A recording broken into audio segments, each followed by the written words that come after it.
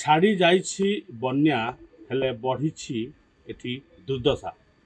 ଆମେ ରହିଛୁ ଯାଜପୁର ଜିଲ୍ଲା ବିଞ୍ଝାରପୁର ଅଞ୍ଚଳ ହଳଦୀଢିଅ ଗ୍ରାମରେ, ଯେଉଁଠି ଗତ 5 ଦିନ ତଳେ ଯେଉଁ ମନୁଷ୍ୟକୃତ ଘାଇ ହେଇଥିଲା ତା ଦେହରେ ଅନେକ ଚାଷ ଜମି ସହ ଅନେକ ଘର ମଧ୍ୟ ଉଜୁଡ଼ିଥିଲା ଏବଂ ବନ୍ୟା ପାଣି ଛାଡ଼ିବା ପରେ ବର୍ତ୍ତମାନ ଉଜୁଡ଼ି ଯାଇଥିବା ଘରକୁ ସେମାନେ ସଜାଡ଼ୁଛନ୍ତି। यार भितर आम ग्राउंड जिरोरे आज रहीचु से ग्राउंड जिरोरे आम पाखे मौसा अच्छा उजुड़ी जाइथिबा माटी घर को पचा घर को से सजाड़ुଛନ୍ତି।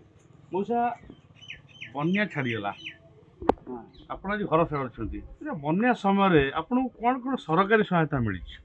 सरकारी सहायता सेमती किसी मिली नहीं से जो 2 दिन पर चूड़ा दीटा बिस्कुट दी पकेट अच्छा गोखाद्य गाई गोरु केते किछि कि गोखाद्य मिलने काली कुंडा केते दिन पर गोखाद्य मिलला? 4 दिन 5 दिन।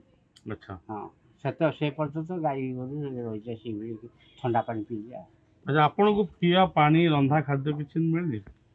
रंधा खाद्य ना रंधा खाद्य मिलने पीवा पानी काली देइछ काली 5 दिन पर काली पिया पानी मिलछि प्रशासन पक्षर। हाँ तेबे जहाँ शुणुथिले ठीक बन्यार 5 ରୁ 6 दिन पर एठी पीवा पानी टिके गत काली मिलछि एवं गंधा खाद्य मिली नाही ना एवं गो खाद्य जहाकू नहीं बारंबार जिलापाल एवं जो माननीय एमपी भी आसते बिंझारपुर को तुरंत सहायता जोगाई दि जाइए जो कथा उठाउथिले जहाकू विधायिका प्रमीला मल्लिक प्रश्नमाला घाइला करथिले घटना ठीक सत्यता आसुची ठीक ग्राउंड जीरो कि पीवा पानी गत काली मात्र 5 ରୁ 6 दिन बन्यार परे लोकंकु टिके विशुद्ध पीवा पानी एवं गोखाद्य मिली।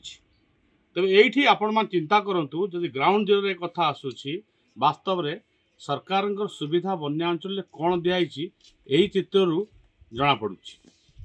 Jajpur Binjharpur Rana Pratap report reporter.